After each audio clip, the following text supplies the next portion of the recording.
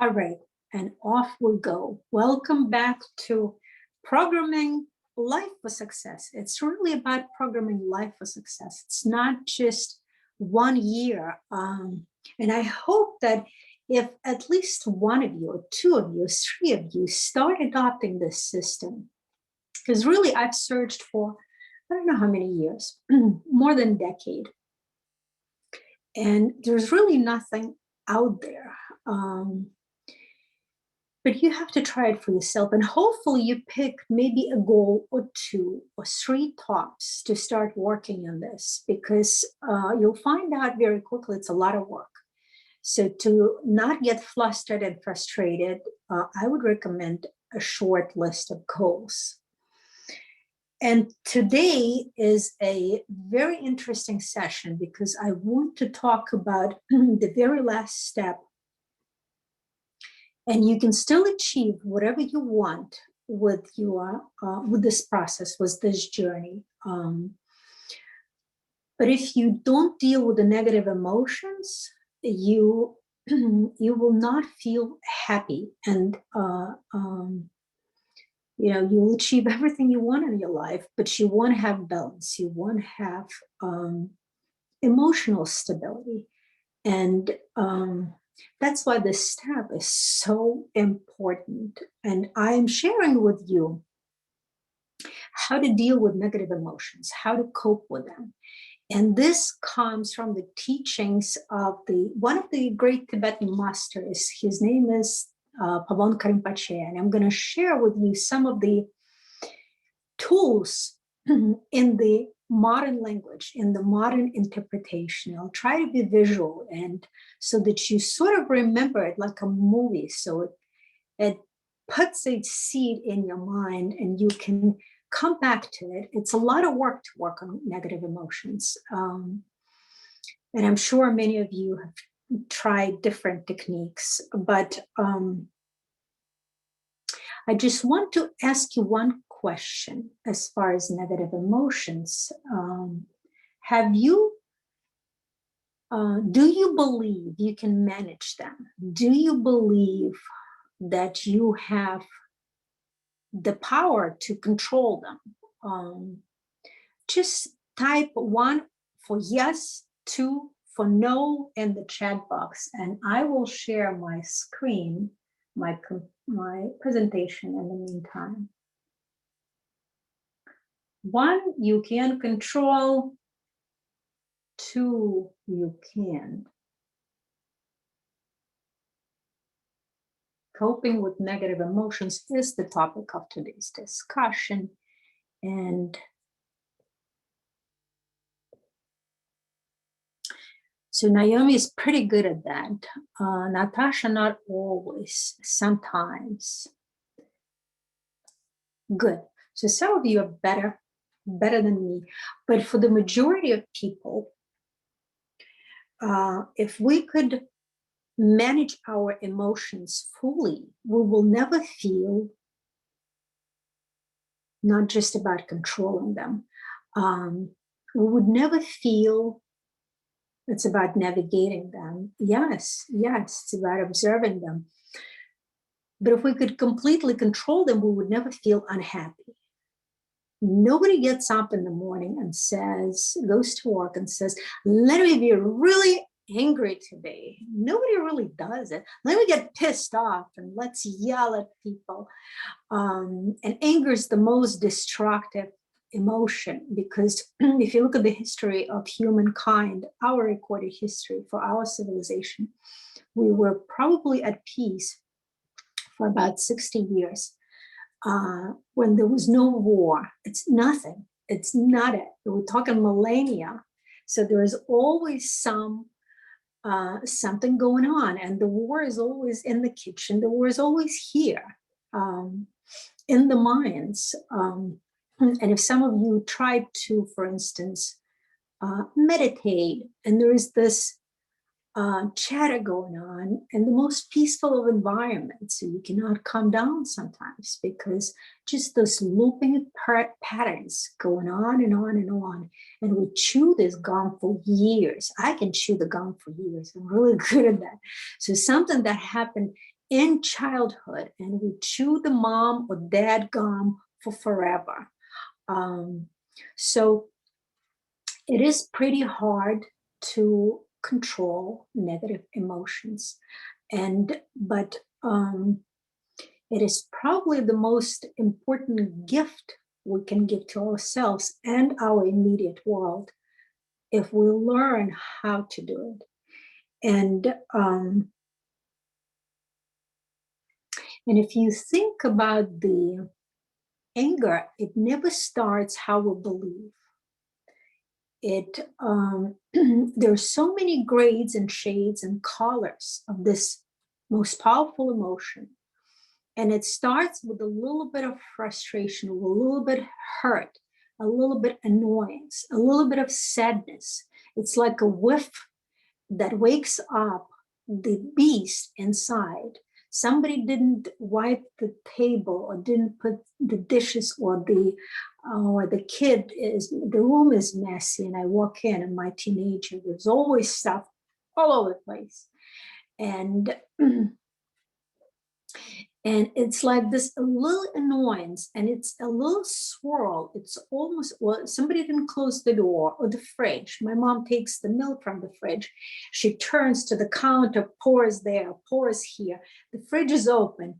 That drives me nuts. But these little swirls, they trigger the big beast inside. And that's how it started. Somebody pushed you. Well, most of you guys are not using public transport probably, but somebody pushed you on the train, or somebody looked at you the wrong way.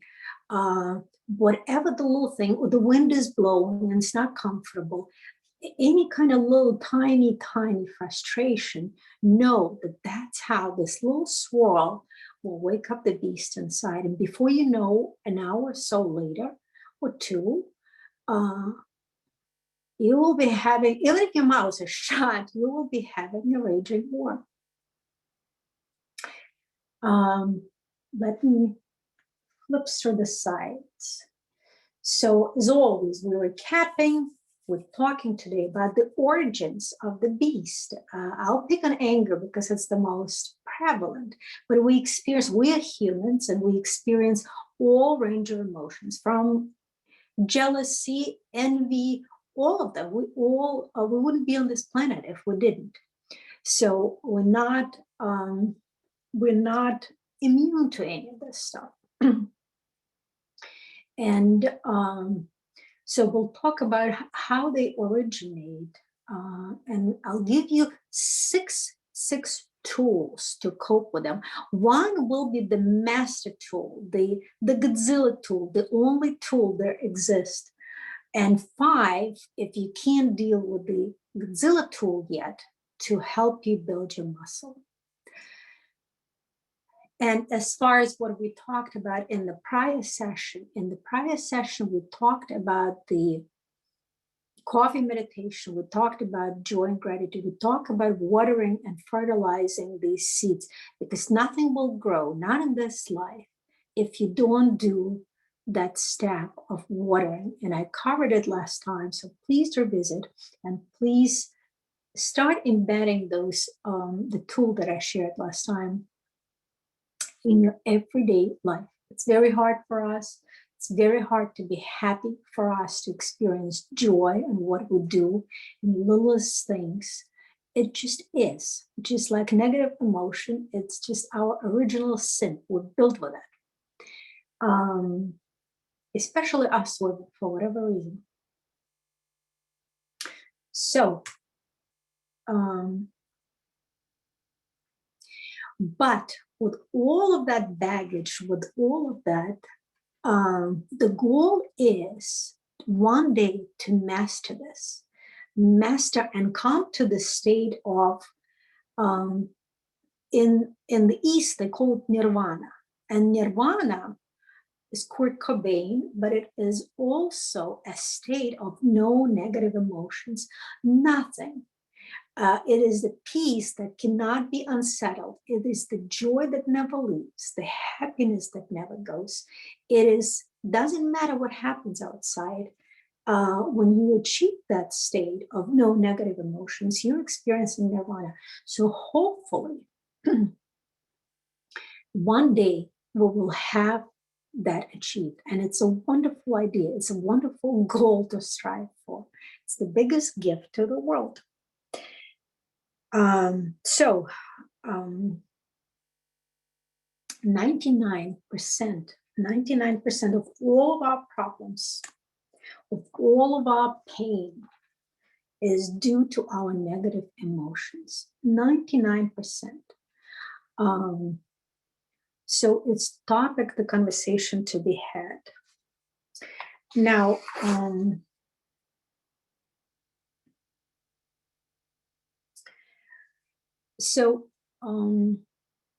some of you study and delve into different spiritual traditions, and based on my experience, most of the teachings, first from the East, I follow the Tibetan Buddhism quite closely. It's the bulk of it is about controlling negative emotions, pulling the weeds out. So I think I sold you enough on this. So let's give you the most powerful, the very first step. And it's called, in the modern language, 2 husbands in the kitchen. Did you ever hear about this tool? Did you ever? Never came across. So I'm going to do it like a real app, because it has to be visual, it has to be graphic. If you remember it, if you hold it in your mind, you can deal with this. You can deal with these situations. So, but the very first step, the very first thing that we need to do to embrace it or understand how it all works is to understand the origins of the negative emotions. And we think incorrectly that they come from other people. They come from situations. That person constantly drives me nuts at work or wherever. They just annoy the heck out of me. The way they talk, the way they move, they always do something wrong. Or the situation, when somebody yells at me, I respond a certain way. When I'm in traffic, I get anxious. When there is a line in the store, I get annoyed. And we think it is these situations and these people that cause us to experience negative emotions. We think we're just nice and white and fluffy, like those little kittens. We're so, like the sweater on me is just cold. But we think we're so wonderful. And if not for these people, for these situations, for all of this, life would just swell, cheeky peeky. And so we attribute responsibility, we cede it away, we cede all the control away to them. And that is the root cause of the problem. This is the beginning of all of this. And this is the beginning and the end of all of this. Because if we remember what we talked about in the first session, remember the dog with the pan? So if we remember that everything is a projection, nothing comes at me, everything always comes from me. Everything is the projection of my mind. If we remember that nobody is self-existent on their, he's not that way by himself for that situation, that everything that when the mental seeds open, and it's amazing how we're wired, it is just magnificent. 65 frames a second, they not only bring us who we see, what we see, they also bring the emotions, the feelings. So it's not just the person yelling at you, it's how you feel about that. So it's the full package of experience that comes with it. It is the vision, the smell of vision, the feel of visions, all sensory reactions turn on. That's how smart the system is wired of the pan and of the mental seeds. And but we are always in control if only we know about it and we know how to control it. So, and we don't understand that our reactions are not connected in any way to the people or situations. They are not. People have nothing to do with our reactions, with our emotions. Situations have nothing to do with how we feel.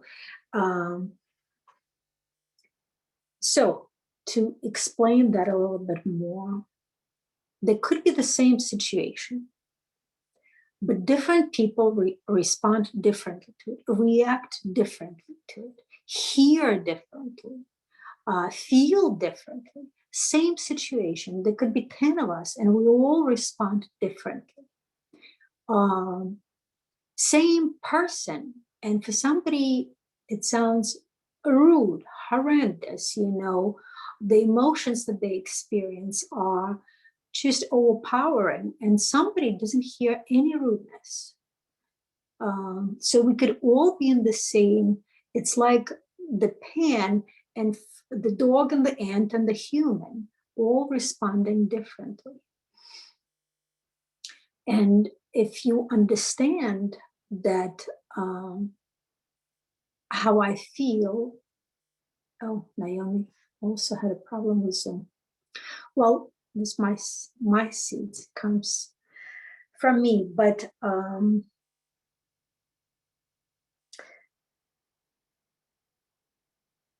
so the projections cause how we feel, how we experience any given situations. Our mental seeds of course, all have we experienced, and how did they get in to our stream of consciousness? Well, we must have acted in the same way to plant them in our mind. And this is the tool of two husbands that I will reenact and play it out for you so that you understand how it works. So here is the story, like a movie. I wish I had two husbands and we can reenact it. But so I spent 20 years in corporate. There were days, and many of you did too. There are days when there was a 6 o'clock, 7 o'clock call with Asia. You have to go early. So let's say there is a mom. It could be me. It could be Natasha. It could be anybody. And some of us have children. And the night before, and the call is super important. Either presenting some sort of a strategy or you're selling something to people, and you just have to be buttoned, iron, on time. The boss will be there. A lot of important people will be there. So you go into the bedroom. The kids still need to go to school just a little bit early. Let's say the kids they go to preschool. And this preschool opens early.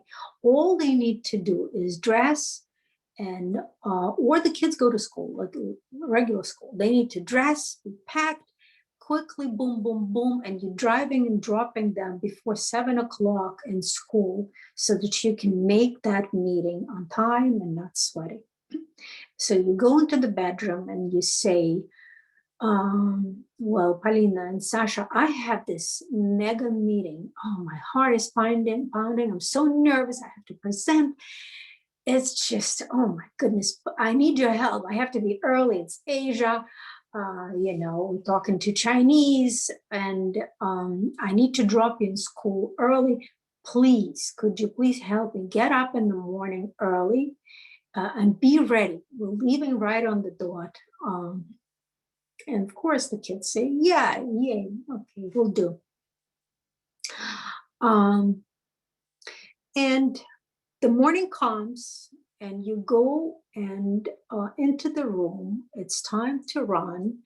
Of course, you have so much on your mind that you're not thinking to micromanage them. You're stressed as you are, you're very nervous, and the kids are not ready. Nothing is ready. The backpacks are not packed. They didn't eat, they're not dressed properly, teeth are not brushed. So it becomes a very stressful situation, and you blow up. You don't control yourself. You're like idiots. You couldn't you help me once? Never can I rely on you and this and that. So idiots, stupid, and a bunch of words are spewed, and they're not the best, they're not the most prettiest, and the emotions are ranging. And okay, so everything gets recorded. This thing never sleeps. The watchman never sleeps. The camera is always on.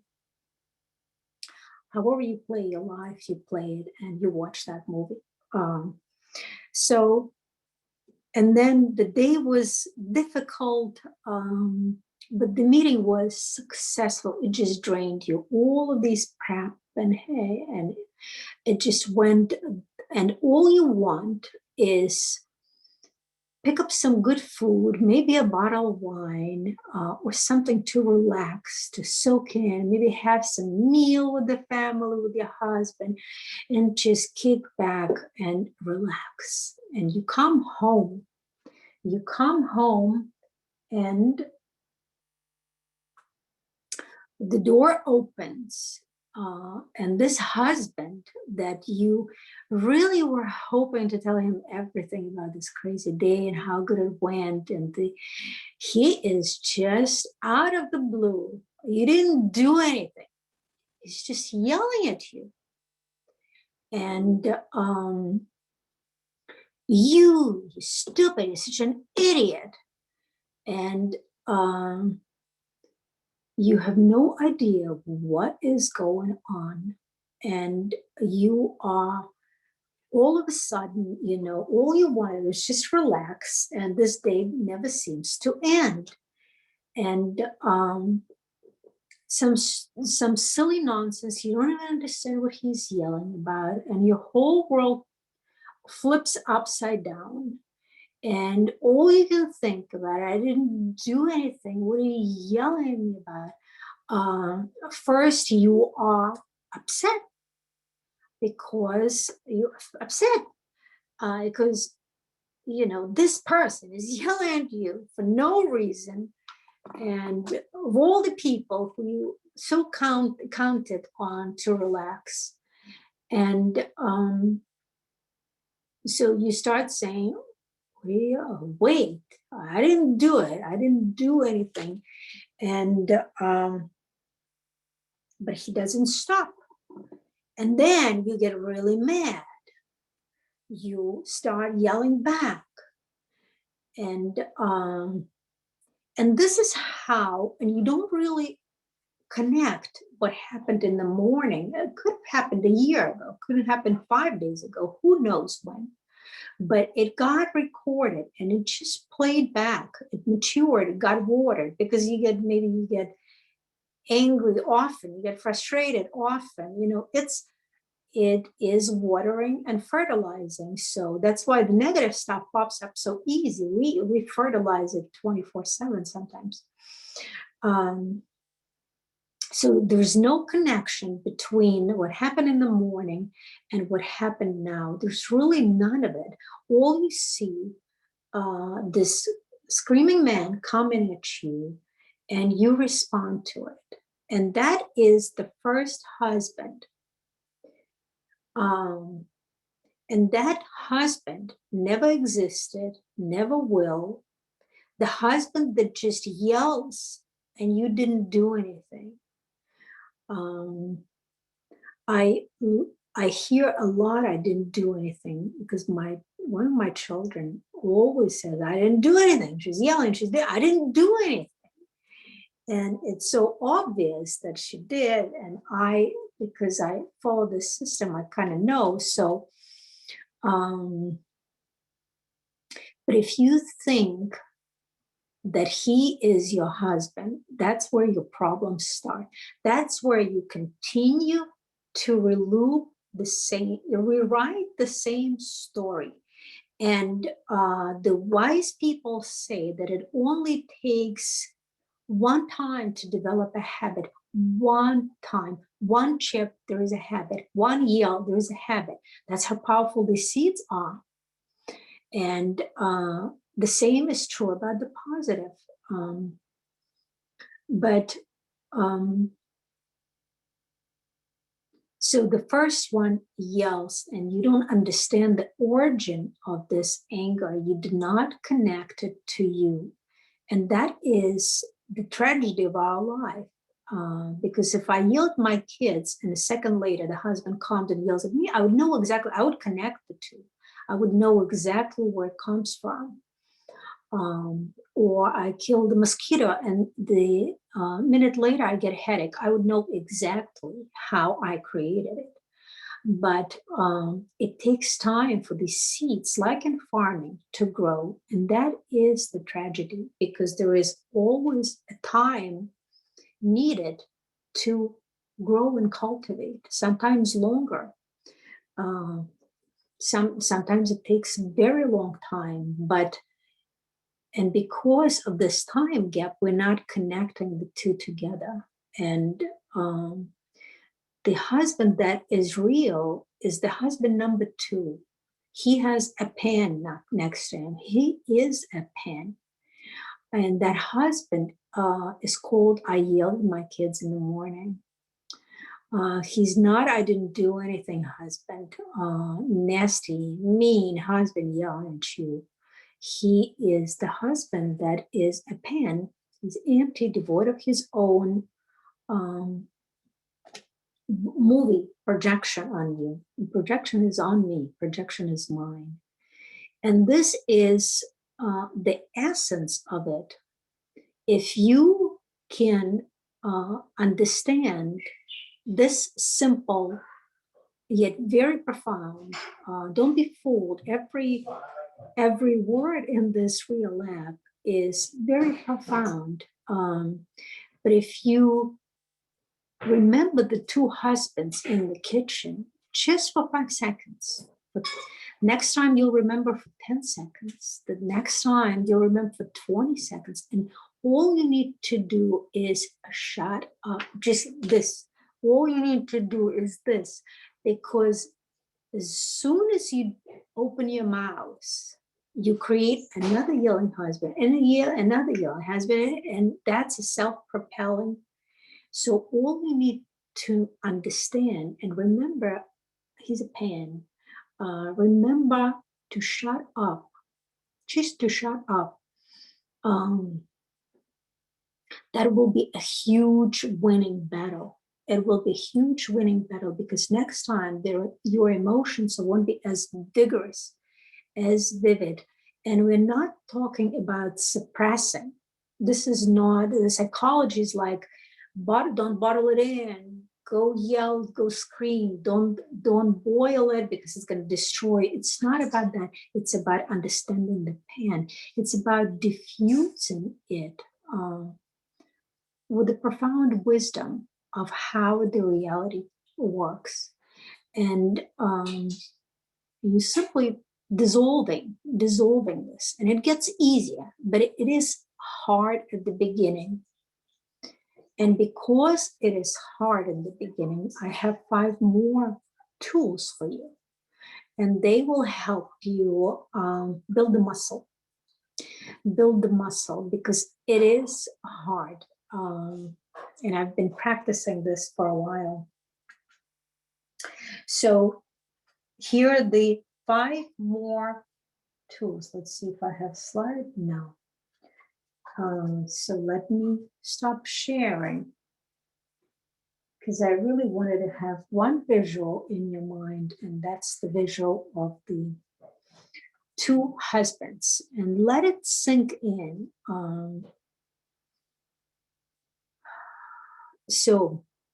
But here are the other 5 tools. And the two husbands is the sword. It's like a sword that breaks this stuff up, and little by little, but the sword is heavy. So the very first one is to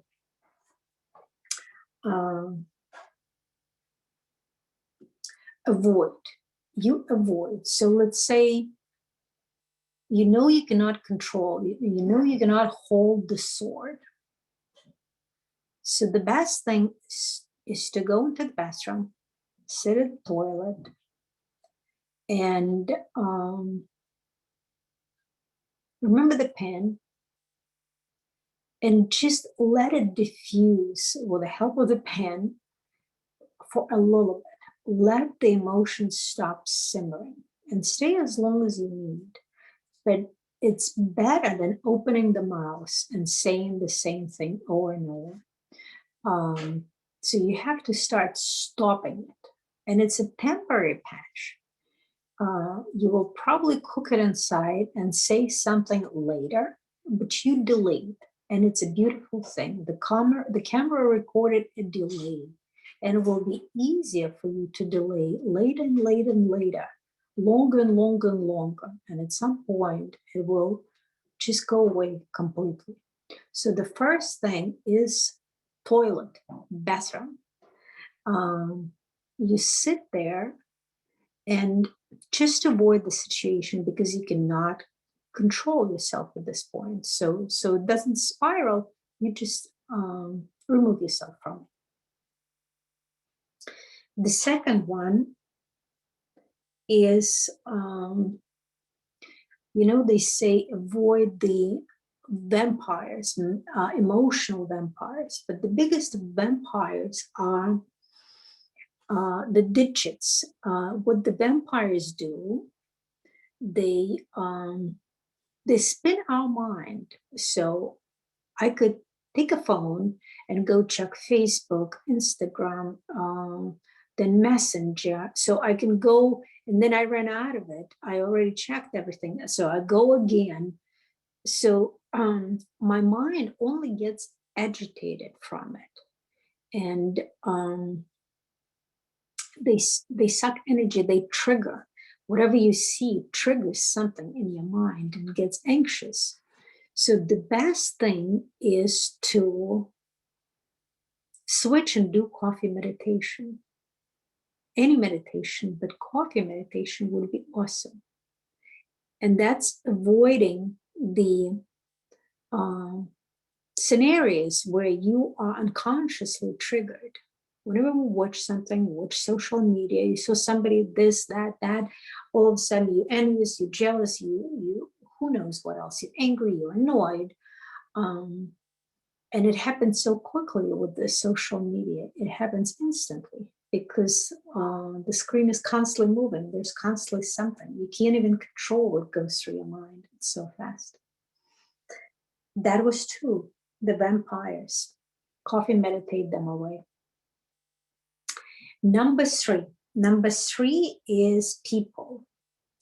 And people are our habits. They trigger our habits. Notice how difficult it is for you to talk different or behave different with the people that you have a habit behaving a certain way. And they just, so you get in the circle of people and they always discuss something, and it sucks you in. And then you feel bad that you were sucked into doing that is contrary to how you would want to, but you just couldn't withstand the pressure. It could be one friend, or it could be a group of friends. So shifting from that surrounding until you become stronger, until you can stand on your feet and really respond differently and not always be falling into your old habitual kind of patterns. So we're avoiding situation. We go to the bathroom. we put the phone away or limit it, and to calm the mind, meditate with something good like coffee meditation. And the people, at some point you start completely changing your surrounding, but it takes time.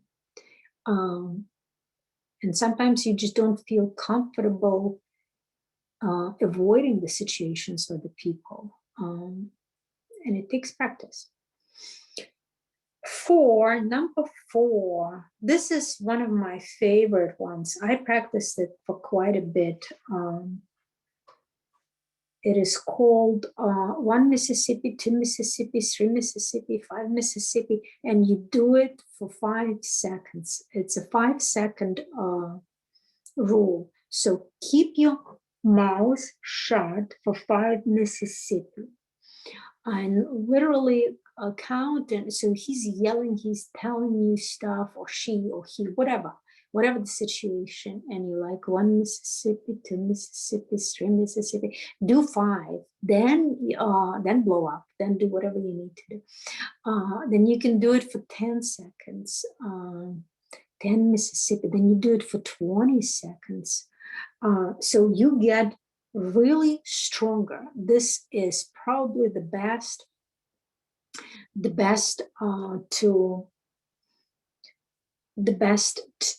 way to strengthen your muscle, to use the 2 husband all the time, to have your mind so focused on that. The 5 Mississippi, 20 Mississippi, however many, it gets better, and you can do it meditation. So what I did, you reenact the situation that constantly triggers you. You play it out in your mind in the meditative state and come, and you respond in meditation that way. First, you have to do it in meditation because we're weak. We can't. We need to practice it, and maybe I will record the meditation and share with you. It's simple. I kind of conceptually explain how it works. So this is a good one. And the 5th one, when we are in the looping patterns, something happened gazillion years ago, maybe recently, and you just rehashing. I'm really good at looping patterns myself. And they say it's like constantly smelling dead air. So you constantly reseeding it. It's the seed that you constantly replanting. And most of our reality we create when there's nobody around. Because we live in our heads for the most part. You don't need the people that trigger you.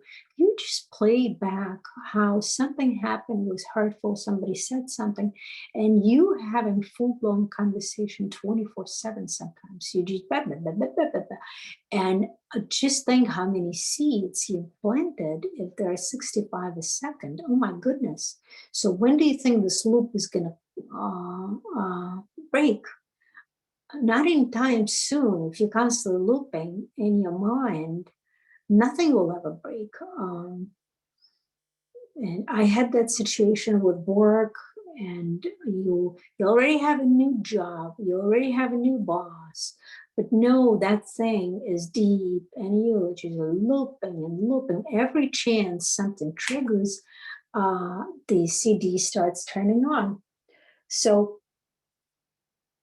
and it is that focus on the negative, and constantly smelling the stink. It's basically how it looks. So just remember how much you've planted in the looping cycle, and ask yourself, is the cycle at this rate ever going to end? No. That's how we carry stuff for so long from childhood. Somebody did something, forgot long time ago, and you're drinking the poison for years, and you're the one being poisoned. So just say, I'm smelling stink over and over and over. How bad smell the roses? I think that's the reason. Smell the coffee. I think that's probably phrase that breaks it. That's how it came about. So was this helpful? A little bit. Yes, it's hard work. Don't think that there's magic, something is going to happen. I'll tell you something and tomorrow you look different. It is work. That's why we have the tools. And three of the most important things that if you can take out today is that negative and positive comes from you, nobody else. Nobody else. They are all devoid of that. They are pants. And then if you understand this, you will use the two husband analogy. There's two mothers, two fathers, two children, two of everything in our life. And if you can practice that one of them, the one that I didn't do anything, doesn't exist, never will, it's always I did it, that's why. I did it, that's why. And you don't kill yourself with guilt because you did it. You acknowledge it. You know, Tibetans don't even have the word guilt in their vernacular. They don't understand the word. It just doesn't exist. So guilt is bad. You acknowledge, you move on, you forgive yourself. Do better next. And lastly, because it is hard to swim against the current, because we have so much of this in our mental stream, we're using the 5 tools, whichever one works best for you, whichever one you'll remember. But remember Mississippi if you forget everything else. And this is all I wanted to share with you today. We're at the top of the hour. And next session on Saturday will be a surprise. So join me and I will share something really helpful with you. But at this stage, you should understand the system. And please send me questions if you want me to address them next time. I can dive deep into your situations and the techniques and the tools. I can try and give you whatever you need now. And whatever I decide to share with you next time. Thank you so much. Thank you so very much. Have a wonderful day, ladies. And everybody who is watching in replay. Thank you and wonderful day to you. Bye-bye.